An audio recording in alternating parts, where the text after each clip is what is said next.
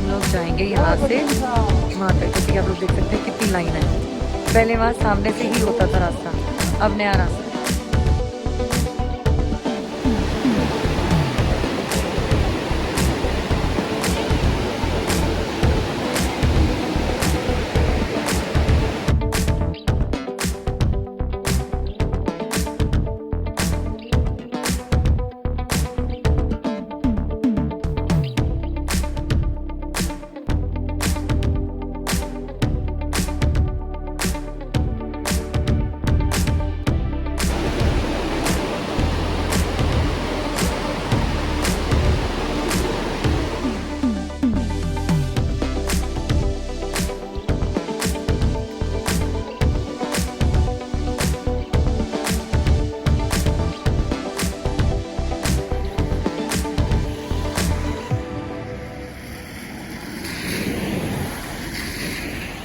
Welcome back to Nitika nation. आप सब लोगों का मेरे चैनल में एक बार फिर से स्वागत है।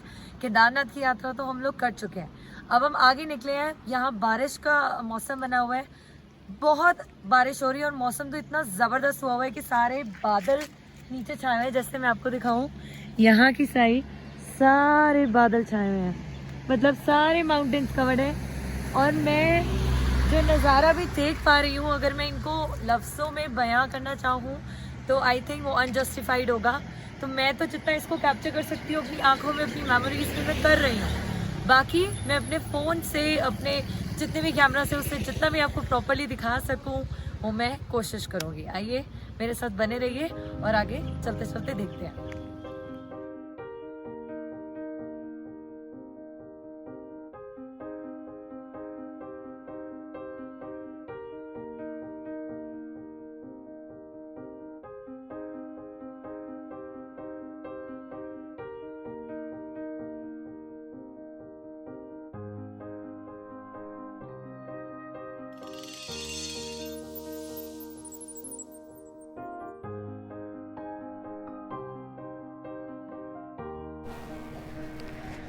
हेलो व्यूअर्स, अब हमारी नेक्स्ट डेस्टिनेशन है बद्रीनाथ। मैं बद्रीनाथ अपनी लाइफ में ये थर्ड टाइम जा रही हूँ और जितनी बार भी जाती हूँ मन उतनी बार नहीं भरता।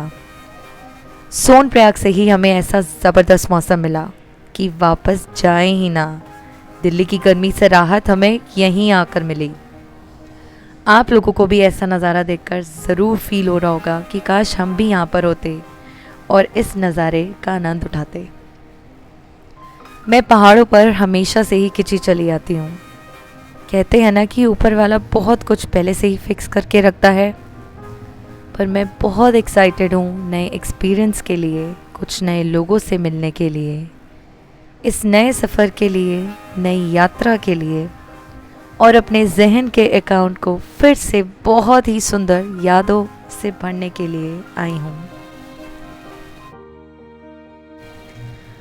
अगर कुछ लोग आपको कहते हैं कि मैं सबसे बड़ा पावरफुल इंसान हूँ इस दुनिया में, तो वो गलत इंसान है। क्योंकि हम सब जानते हैं कि हमारी दुनिया में अगर कोई पावरफुल है तो वो सिर्फ और सिर्फ नेचर है। इसीलिए कहते हैं ना कि नेचर से छेड़छाड़ नहीं करनी चाहिए। जो भी हम डेवलपमेंट कर सकते हैं बिना नेचर से छेड़छाड़ किए वो ठीक है, पर अगर हम प्रकृति को छेड़ के कुछ करते हैं तो वो आगे हमें नुकसान ही देता है। हमें इसको बचाने की हर कोशिश करनी चाहिए।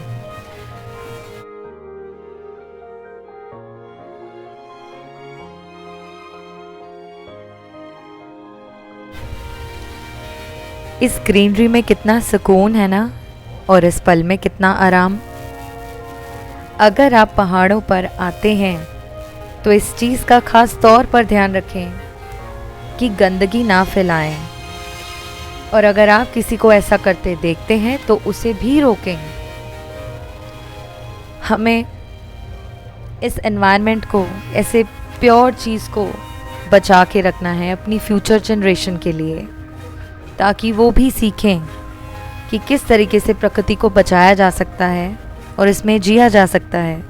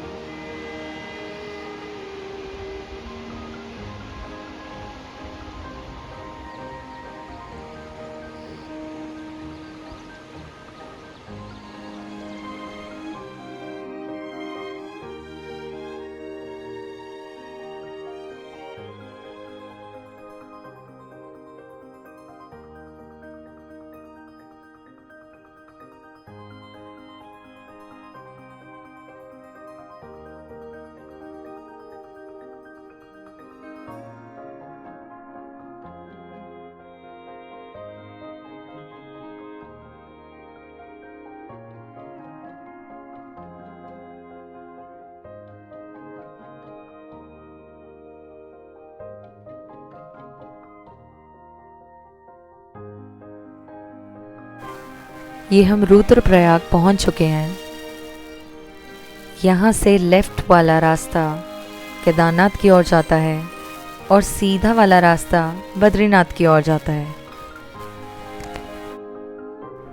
जैसा कि मैंने आपको बताया कि मैं पहले 2 बार आ चुकी हूँ, तो दोनों बारी ही हम लोग जोशीमठ में हमें रुकवाया जाता था, क्योंकि बद्रीनाथ से ऊपर का ट्रैफिक नीचे आता था और क्योंकि ये 1 वे ट्रैफिक था तो पहले ऊपर वाला ट्रैफिक क्लियर करते थे और जब वहाँ का मैक्सिमम ट्रैफिक क्लियर हो जाता था तब पांडुकेश्वर में लोगों को रुकवा कर यहाँ जोशीमठ में जो लोग रुकते थे, मतलब जो वेट करते थे अपनी टर्न का, यहाँ का ट्रैफिक क्लियर होता था, फिर ऊपर की तरफ पांडुकेश्वर से बद्रीनाथ की तरफ जाया जाता था। मैं ये देखकर बेहद हैरान हूँ कि 1 वे रोड तो बिल्कुल ख़त्म ही हो चुका है और थैंक्स करती हूँ, सल्यूट करती हूँ BRO को, जो हर मौसम में हर चीज़ का ध्यान रखते हैं। कंस्ट्रक्शन उनकी कहीं पर भी नहीं रुक रही। यहाँ पर मौसम हर पल बदलता रहता है, कभी आंधी, कभी तूफान, कभी एकदम से बर्फ़ पड़ जाती है, तो उनका काम चलता रहता है बिना रुके, सिर्फ हमारी कन्वीनियंस के लिए। So thanks to BRO। हम लोग केदारनाथ से तो हुआ है ना, बद्रीनाथ जा रहे हैं, तो सबको थोड़ा सा प्यूकिश फील हो रहा था, उसके लिए फ्रूट्स ले रहे हैं, क्योंकि फ्रूट्स खाते हैं ना हम लोग, वैसे भी फ्रूट्स बहुत खाते हैं, फ्रूट्स खाते हैं तो उससे थोड़ा हेल्थ भी मेंटेन रहता है, वैसे भी ठीक रहते हैं। तो चलो देखते हैं क्या है यहाँ पे, यहाँ की मार्केट में कौन कौन सा फ्रूट अवेलेबल है।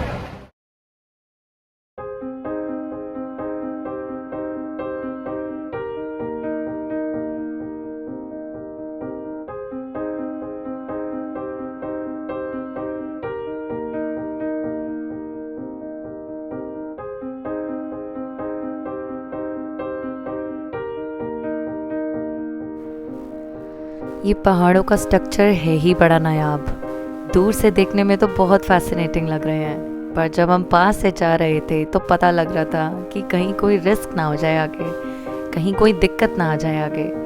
But hopefully and thankfully with the blessing of God हमारा सफ़र बहुत ही अच्छा और बहुत ही पीसफुल रहा।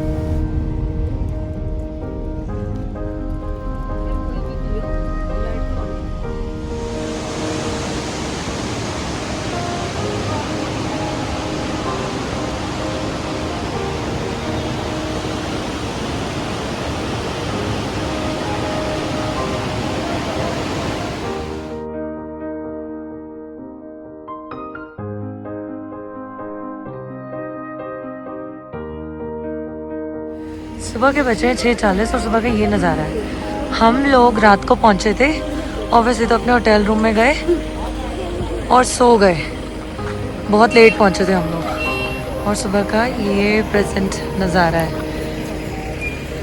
अब हम जा रहे हैं सीधा मंदिर में दर्शन करने। वैसे हमें बोला था कि सुबह 4 बजे आप आइएगा तो दर्शन आराम से हो जाएंगे, पर नहीं उठ पाए हम लोग इतनी जल्दी, क्योंकि हम लोग रात को ही बहुत लेट आए थे। अब जा रहे हैं, लाइन में लगेंगे। हिंदुओं के 4 धामों में से एक बद्रीनाथ भगवान विष्णु का निवास स्थान है। ये मंदिर नर और नारायण पर्वतों के बीच स्थित है। कहते हैं कि सतयुग में बद्रीनाथ धाम की स्थापना नारायण ने की थी। आगे आने वाले टाइम में बद्रीनाथ कुछ ऐसा सा दिखेगा, तो मैं आपको क्लोजअप में दिखाती हूँ।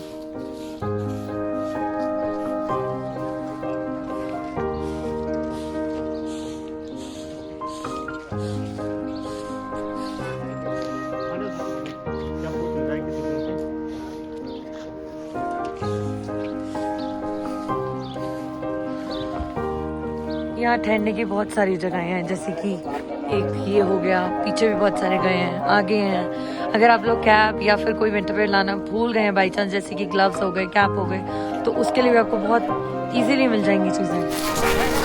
कुछ ऐसी कथाएं हैं जो बताती हैं फ्यूचर में जिस दिन नर और नारायण पर्वत मिल जाएंगे तब बद्रीनाथ का मार्ग पूरी तरह बंद हो जाएगा। पुराणों के अनुसार भविष्य में धाम लुप्त हो जाएंगे और भविष्य में भविष्य बद्री तीर्थ की शुरुआत होगी।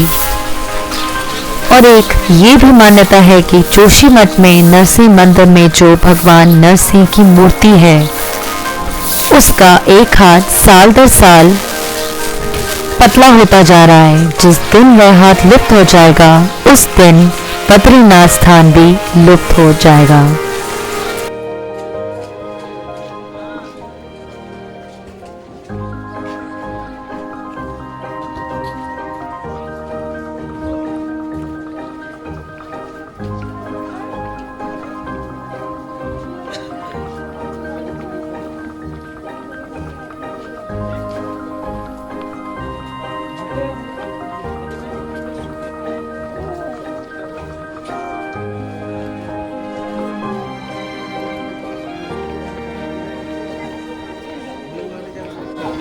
जब आप लोग मंदिर के दर्शन करने जाएंगे तो सारी ही उतराई है, आते टाइम फिर चढ़ाई गिरेगी। अभी तो कोई मुश्किल नहीं हो रही उतराई करते हुए, आते टाइम पता लगेगा।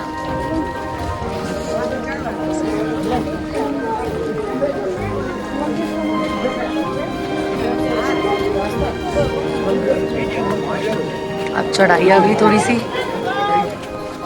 पिट्ठू भी मिलते हैं यहाँ पे। अगर कोई भी किसी को भी प्रॉब्लम हो रही है चलने में, या फिर शूज़ गीले हो गए, सॉक्स नहीं है, या टांगों में पेन हो गई, तो वो कर सकते हैं पिट्ठू। वो आपको लेकर जाएंगे मंदिर तक।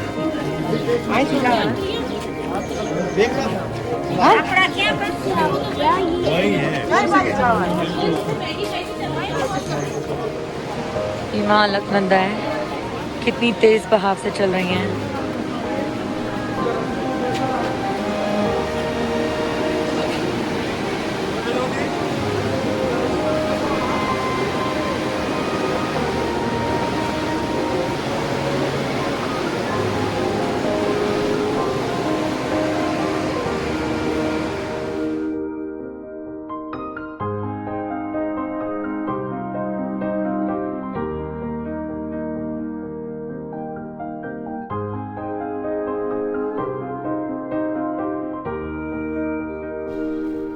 बद्रीनाथ में हज़ारों की तादाद में लोग आए हुए थे। जैसे कि आप लोग मेरे पीछे देख सकते हैं, बहुत ज़्यादा भीड़ थी, लाइन बहुत ज़्यादा लंबी थी। हम लोग भी फिर पीछे लाइन में लगे। वो लाइन कम से कम 1-1.5 किलोमीटर लंबी थी। और बस फिर हम लोगों की वेट शुरू हुई भगवान के दर्शन के लिए।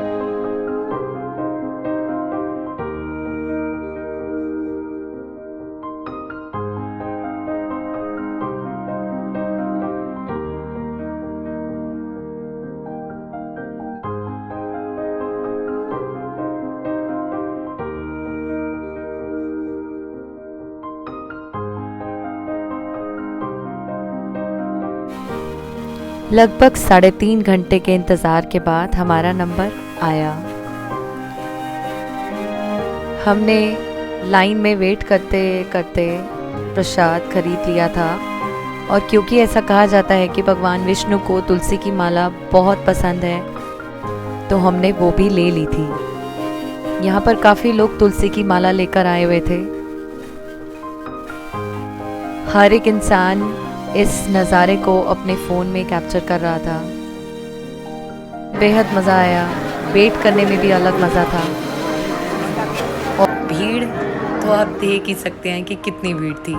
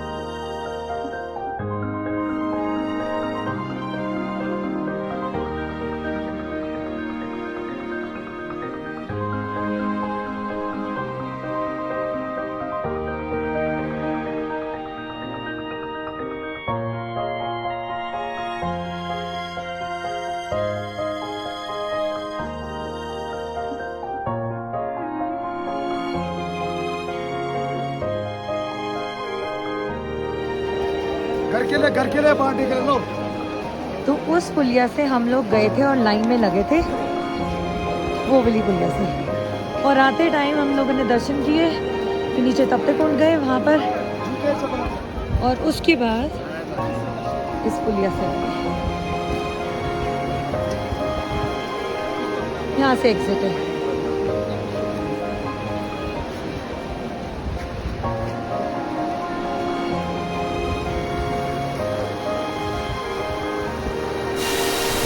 जितने भी लोग मेरी वीडियोस को देखकर मुझे सब्सक्राइब करते हैं, मुझे बेहद मोटिवेट कर जाते हैं। अगर आपको मेरी ये वीडियो थोड़ी सी भी पसंद आई हो तो प्लीज़ लाइक कीजिए, शेयर कीजिए और सब्सक्राइब किए बिना तो बिल्कुल नहीं जाइएगा। आगे ऐसी बहुत सारी वीडियो आएंगी आप लोगों के लिए, बने रहिए मेरे साथ। Thank you for watching.